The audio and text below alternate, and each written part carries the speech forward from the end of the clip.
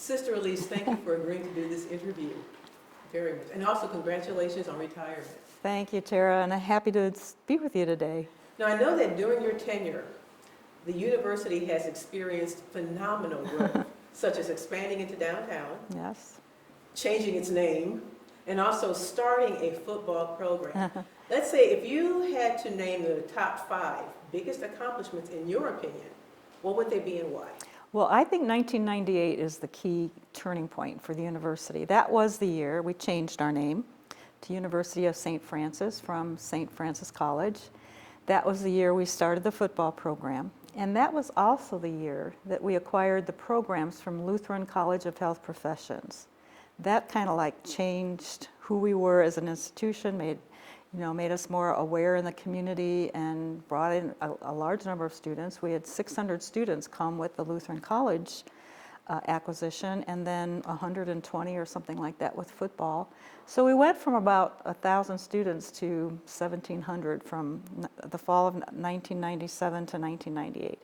And that really set us, good instead to continue to grow over the years. And so I think those all 3 of those at one time in 1 year.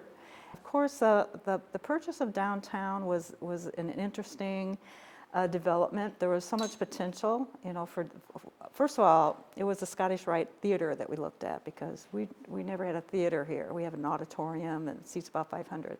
We always wanted a theater where we could actually do plays, and there it was for not a bad price. Large space, also the ballroom, and then that eventually became the site where our music technology program currently is, our music technology is currently in the new facility, the renovated facility.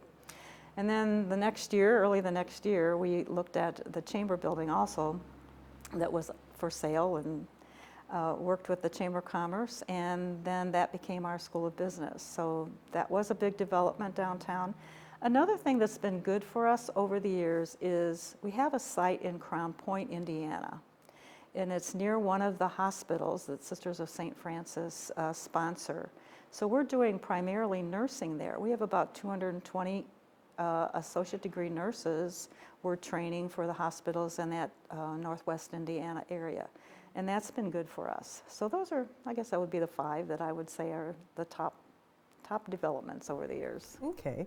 Now, back in September of 2019, you said that you were looking forward to working with the campus community to do the usual activities and events of the academic year. As we know, this year has been anything but usual because of the COVID-19 pandemic. How did you manage to keep your calm, stay cool under pressure, and what were the greatest challenges in trying to make sure that you maintained a cohesive educational structure in place? That was, who would have thought in my last semester that we'd have to be dealing with a world pandemic? That would have been the last of my thoughts. Well, we started about around March of this year. It became obvious things were changing. The virus was catching on in different parts of the country and coming to the U.S. So we, at spring break, which is the middle of March, we made the decision to take our programs virtual, offer our classes virtually, and thankfully we were pretty prepared to do that. Actually, it was a good incentive then for faculty, to do that virtual learning and to use it more. So then we finished the semester that way. We brought students back briefly just to pick up their things and then to go home. I think during all of this time then and even today, we're still meeting a lot to just try to figure out how to handle the next issue. So that was whether we should go virtual or not. Well, we did that, and then the next question was, what about staff and faculty? So faculty were off campus, they didn't have to be here. And then we moved many of our staff off campus, those who could do their work from home. So that was another whole process of determining who we could move off, who we could prepare to work from home. So that took a lot of time and energy from a lot of people to figure that out. Then we operated that way, kind of, for a little while here. And so now we're at the point of where we're bringing staff and faculty back. So we're spending time again figuring out the safest way to do that, what we have to do to make that possible for them to come back and work safely.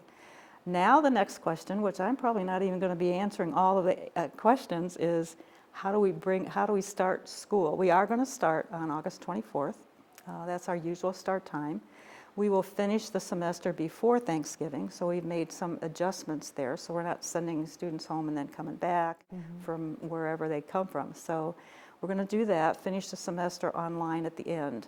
Now that's hoping we don't have to close down again. So, I mean, you just don't know what, so you have to be prepared for all of those options. So we've, over the past few months have, geared up to do this a little, if we have to go virtual again, completely virtual. And as a matter of fact, some of the courses we're offering this fall are going to be online virtually because we don't have the space to, first of all, have 20, 25 students in a classroom. We have to social distance, and so we're, rescheduling, courses and classes so that we can do that. And some will be totally online.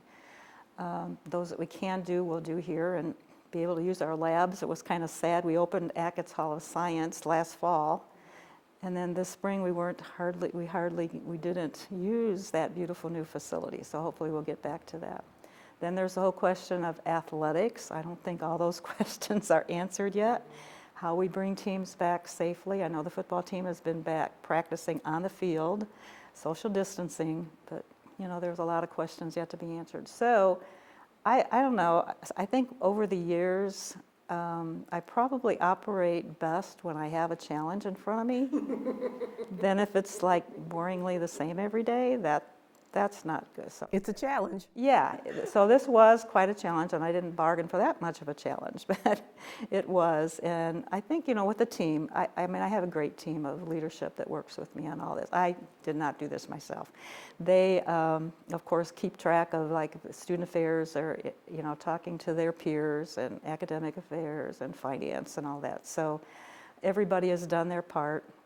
We have now, we call it emergency operations. That was a group of people across campus that started meeting immediately back in March.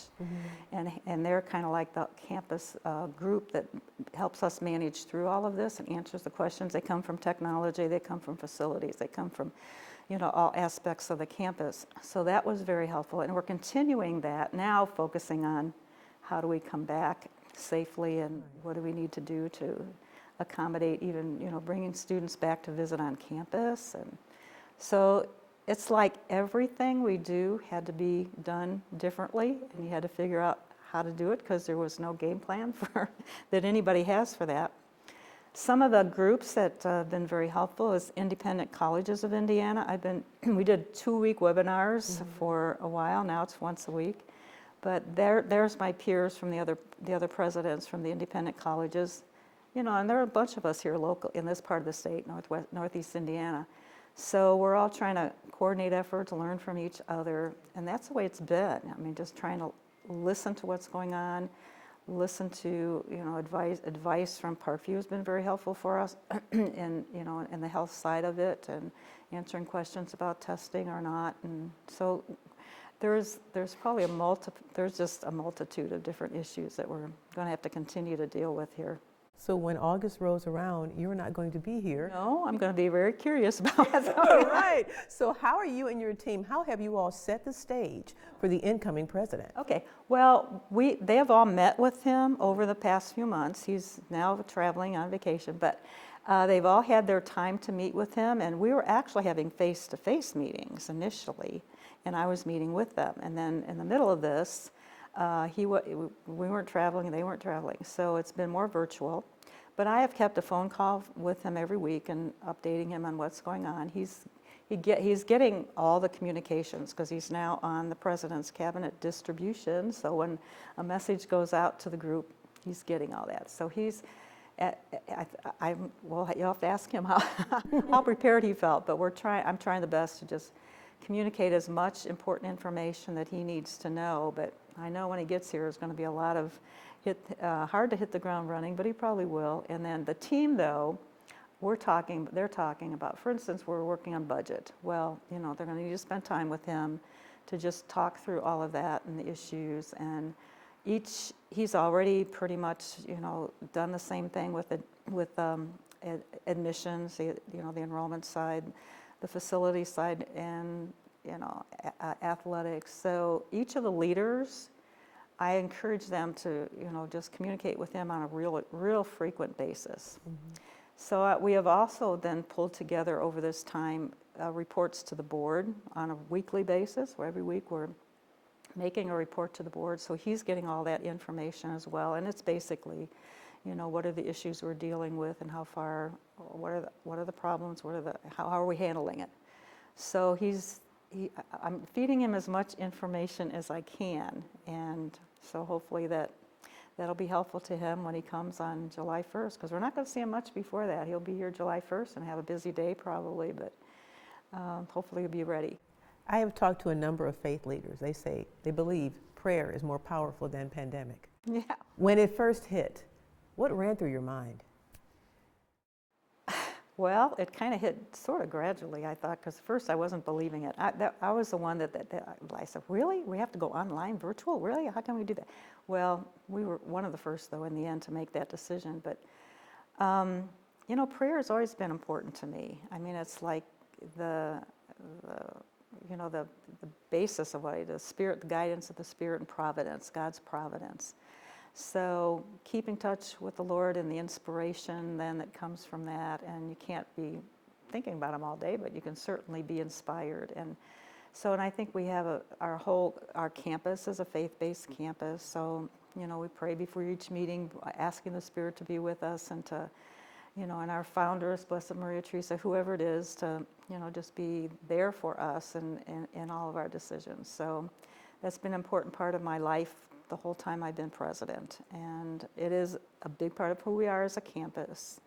I know right now the faculty are looking at the core curriculum and trying to integrate even more our Franciscan values into that. So the students, it doesn't take them long to learn, what our values are at University of St. Francis, and they pretty well can pick up on that. So, and I think it's helped us over the years, mm-hmm. The Spirit's guidance and God's providence, and all the great things that have happened, because when I became president in 1993, I certainly didn't have the game plan all laid out.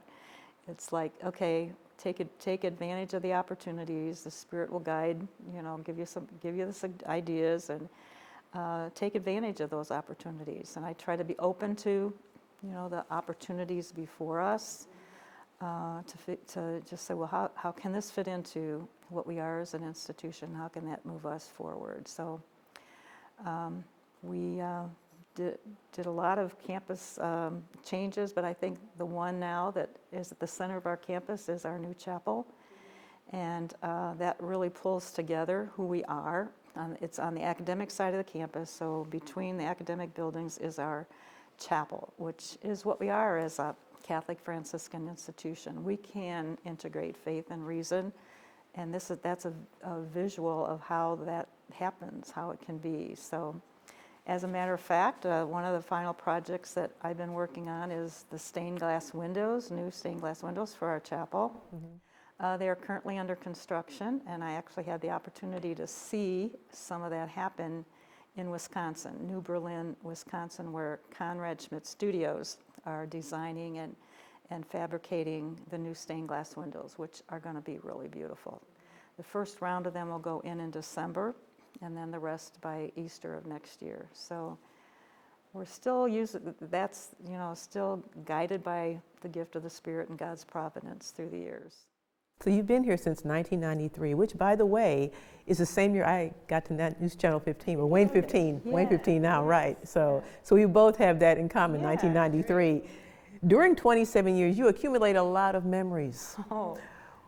If you had to think of I would say the top 3 or 4 or so, what are the memories closest to your heart? Okay, well, I think I remember a lot of the people who helped the university develop all of these awesome projects, academic programs. And there's some great community benefactors that have been a part of this over the years. I think about them almost immediately, because without their support and assistance, my board members and others in the community, we wouldn't have been able to do what we've done financially. I mean, a lot of the fundraising and gifting to the university helped us build buildings. I mean, they weren't, that's how we did it.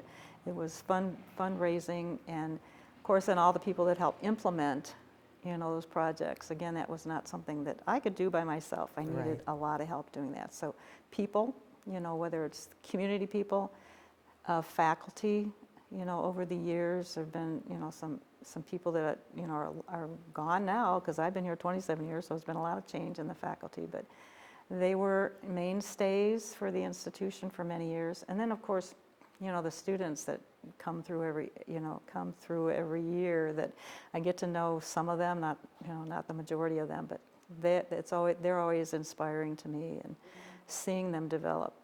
And the memories that we didn't have this year was commencement, and that is usually my favorite. That's the highlight of the year, when staff, faculty, students, and all their family members come and can celebrate. So I did miss that this year. That would have been my last commencement, but that's always, a memory that I'll remember those, those special events like that. Okay, I don't know if those. That's good. You did. By the way, when I am gone, one of the things I thought I'd do is, I have all my calendars, the paper calendars with appointments in it. I sort of kept a paper calendar along with my digital, just so I could flip at it and look at it. But I'm going to take those with me, and I thought I would start at the beginning and just do some memoirs. Just like if something brings back a memory, write a little memory. Maybe it's a good way maybe to debrief and think about, what all that was really accomplished, because it's hard to summarize it. And then just for something that I think would, give me I don't know, I just always kind of wanted to write a book, but nothing serious. Nothing like a history or anything that I had to do a lot of research, just, what might come out from me, from my own memories. And that would, I'm sure, focus on a lot of people and events that have occurred over the years. So along that same vein, during your tenure, is there anything you wanted to accomplish that you did not? Oh my goodness. Well, one way or the other, we got most things done that I ever thought we should do. Okay. It took us a little while to get going on online and adult learning, which I wanted to do that sooner, but we are now doing that. We've got about 350, completely online adult learners and other adult programs. I think continued development of some of our health sciences. There could be other areas that we could continue to expand in some more graduate, higher level doctoral programs. I kind of just think that being we're the primary health science educator in the area, that, maybe we didn't do some of what we could have been doing there at some point. But we've expanded a lot of those programs, and that acquisition of Lutheran College really helped us to have all the variety of health sciences programs we have now. Things adjusted and changed, but I think we've accomplished pretty much of what we need to do. I think from now on, it's continued development of, programs for the future, whatever they are. We started an esports program, and we're going to do a academic program, not totally esports, but digital management, something like that. That'll be something new for the future for students. So the academic side is looking at that. Maybe some additional athletic, some additional programs in athletics, like lacrosse, or we could probably look at that into the future.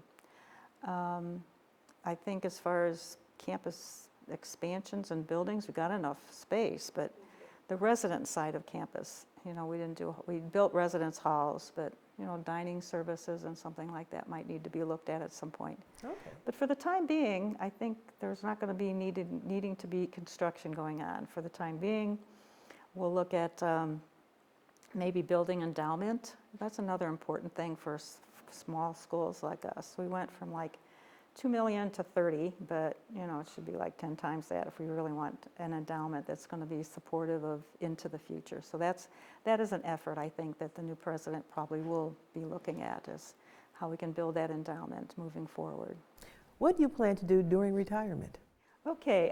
So I can kick back and relax. No, that's all right. Okay. So July 1st, for the next 3 weeks after that, I'm going to spend time with my family. I'm the oldest of 6. I have 3 sisters who live in, central and northeast Indiana. One sister here in Fort Wayne, a sister in South Bend, and one in Knox, Indiana. So I hope to spend like several days with each of my sisters, which I've really never been able to do it without feeling like I have to be working and doing emails, and you know how that is. If it's like a You working can relax. Yeah. Yeah. Maybe I'll just kick back and read and we'll walk. So I'm looking forward to how that's going to be different, to be able to visit my family and not be preoccupied with what's going on back on campus. Do you plan to come back and visit the university? I'm probably not going to be around much. No, I'm going to kind of make a break. Then I'm going to spend a week on a retreat week, just a week of prayer and quiet, and at the end of the month, August 2nd till July 26th to August 2nd, and then I'm going to come back, pack up, and I'm going to go to our mother house in Mishawaka and spend, I've already been sending stuff up there of my projects and things that I want to do, but more time for just prayer, relaxation, reading, walking, being outside, getting my 10,000 steps, spending time with the sisters, because there's like 40 sisters up there, so it'll be, just getting to know them again, because I'm usually just in and out, and I don't get to spend time. So that'll be kind of fun. I'm kind of looking forward to that. Any plans to work on those memoirs? Yes, that would be part of what I would do during that time. So that'll be several months. Then I am thinking about a program in San Antonio that's called a Ministry to Ministers, and it's a sabbatical program. That's a very holistic program, Oblate School of Theology, so I'm thinking I actually am applying to that. So that'll be early January, like January 7th to May 7th, so it's like a 4 months program. So I'm looking forward to that. That'll be restful and relaxing. And then the thought is that I would come back at some point, maybe after that, before a year, or at least within the year. And I think I could be helpful here in the development and fundraising and working with alumni. And I would like to pick up on some of that, because that I did a lot of that while as president. You have to, and the relationships that are built there and continue to build relationships is important to the university, whether it's alumni, other donors and friends. So I think I could be helpful there. And I'd like to come back and do that for a few more years. And then we'll see where it goes from there. Now, because of the pandemic, you were not able to be here on campus to give in-person goodbyes to many of the students, faculty, and staff. And you touched on this earlier. You could not take part in commencement. So if you were in front of the students right now, and the faculty and staff and everyone, and you had the opportunity to give them a message, just a small message, what would be some of your parting words to the people that you helped cultivate? Yeah, well, they wanted me to give the commencement speech, but I didn't even prepare it because I knew it wasn't going to happen. Okay. But I think what I would say is, there's a lot of good going on here at the University of St. Francis. You students, you staff, you faculty we're doing great work here.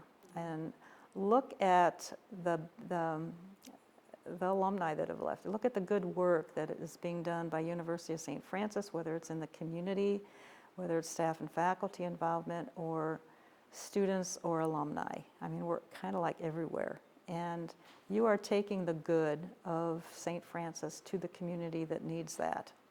So whether it's our values, the Franciscan values, our care for each other, our care for creation, our sense of peace and justice, these are all things that the world needs today, and probably more than we would have probably have even imagined back in May. But, be who you are to the world out there. I mean, we're not people for ourselves, we're people for others. And I would just say, look for how you can do that in your life, and you'll do great things. Sister Elise, thank you, and enjoy your retirement. Thank you so much. And Terra, it's been great talking to you in many ways and many times. So, all right.